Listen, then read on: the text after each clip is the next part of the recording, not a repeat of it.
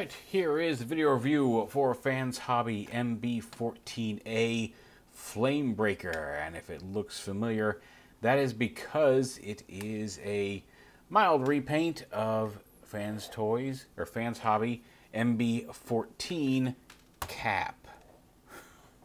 Right there. Now, Cap was a little Headmaster Junior mold in Japan known as Cab, and Flamebreaker here would be the American equivalent, who we knew as Hosehead.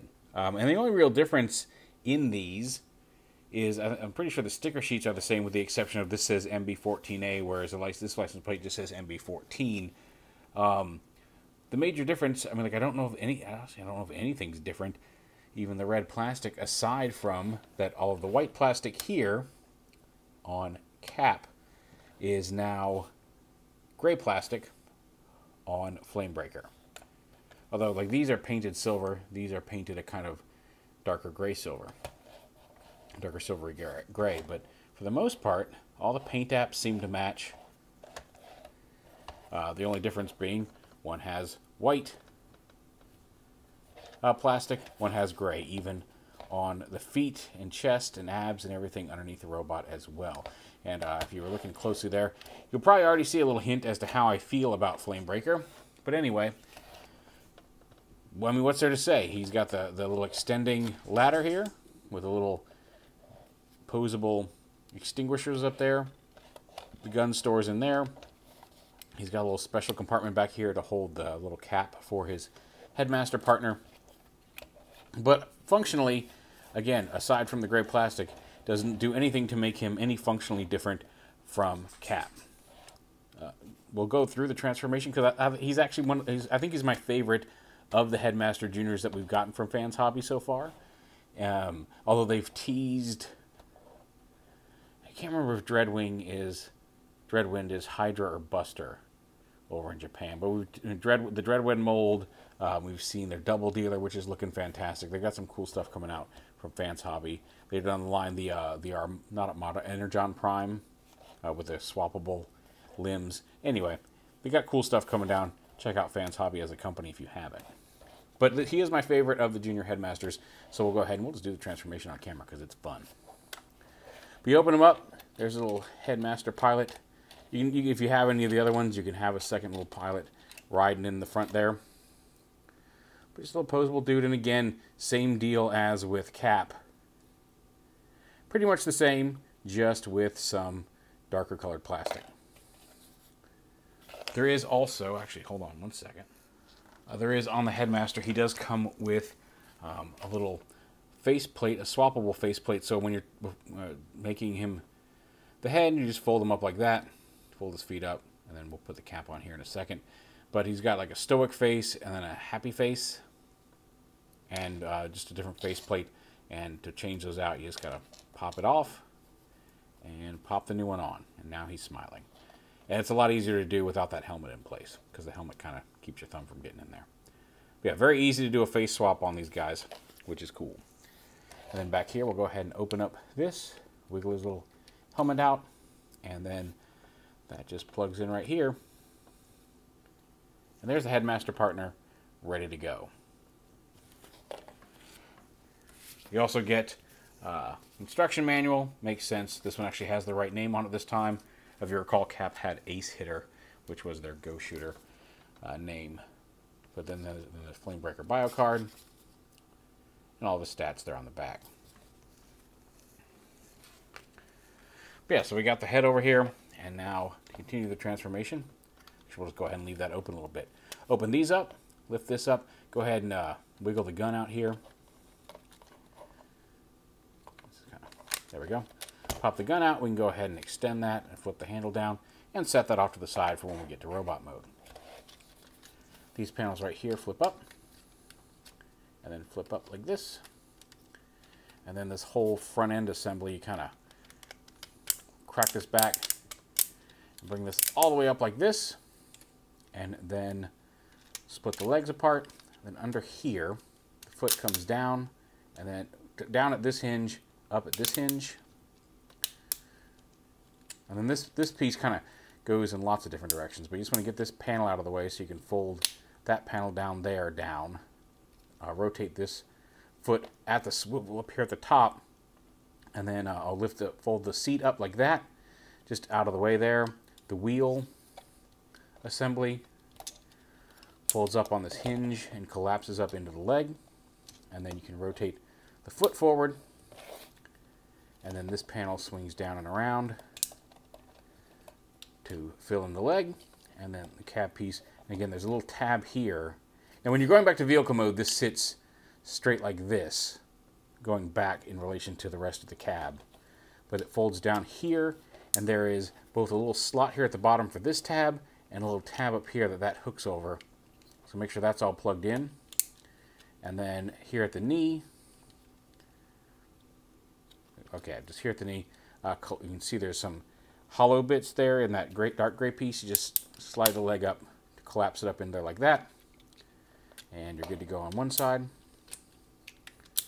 And then we'll do the same thing over here on this leg. Bring this down, up, rotate it, open this up, fold the seat up and out of the way here, collapse the wheel, fold that panel down, fold that in, rotate this around to fill it in, and then tab it in, snap it together like that, and then there we go, collapse the leg up, and then come down here and widen his feet. There's a couple little grooves here. You can just kind of expand the feet out like that, although it's very easy to recollapse them when you're posing him. So if you grab the foot at all, it's very easy to recollapse them. So trying to grab it by the top and bottom versus the sides. Or just re-expand them. It's not super difficult. But there are the legs. Then up here, we're going to go ahead and untab this. And this, flip that all the way up. Rotate this panel down. Fold it in half. Fold it in half. I guess it's not really half, but... And then this little... There's a little divot up here that kind of sits in. And then you got... Those are folded up. Fold this gray panel up onto the outer arm. Same here. And then you can bring this whole assembly back. Open this back up and fold, untab this, and fold this up and into, actually, this way around first. Fold it around and in, like that, so the two silver pieces are touching each other, or facing each other at least. And then fold that into there, close that back up. Then this whole assembly lifts up, and then these panels right here fold around to the upper arms, and then you can bring the arms forward and bring them all the way forward and kind of click them into place, although they do have this motion here. Extend the arms down, bring them out to the side. Make sure these are not going to catch on the gray pieces, because sometimes one of these will pop up and it'll pop off as you rotate it. Bring that down, rotate them around at the waist. You can see he does have the ab crunch there. Bring the arms down, rotate them around so the elbows face forward, and then rotate the fists forward as well. And that's the other thing too, when you're going back to vehicle mode, you do want to have the fists rotated like that, and you want to have them slightly open because the little dark hinge piece of there needs a little space to sit in there. If you have them if you have the hands oriented wrong or fully closed, this piece won't want to go as flat as it needs to. But then back here, just take the ladder, fold it down flat against his back. Fold this whole assembly down. Fold these little panels right here around like that. And then, like, again, all this stuff is on double hinges. So the more you double hinge this stuff, the flatter it's going to sit back here. It doesn't sit, because of the way the ladder works, this doesn't sit exactly vertically in line with the rest of the torso. But if you make sure all these hinges are flat, or I guess just that one, it'll sit a little easier. And then these rotate. You do kind of have to, right here, there's a little tab here, and there's space in here. You do kind of have to pull that out just a smidge to get over that tab. It's not super difficult. As long as you're not really going to town on it, you shouldn't have any worries or concerns about any damage to your figure. There we go. Get him to stand up here. Come on. I feel like that foot. There's one click here I'm missing. Get him to stand straight. Get out of the way, ladder. There we go. And there is his body. And you take his head, pop it in. You can open up the chest. Now, the head doesn't make these work.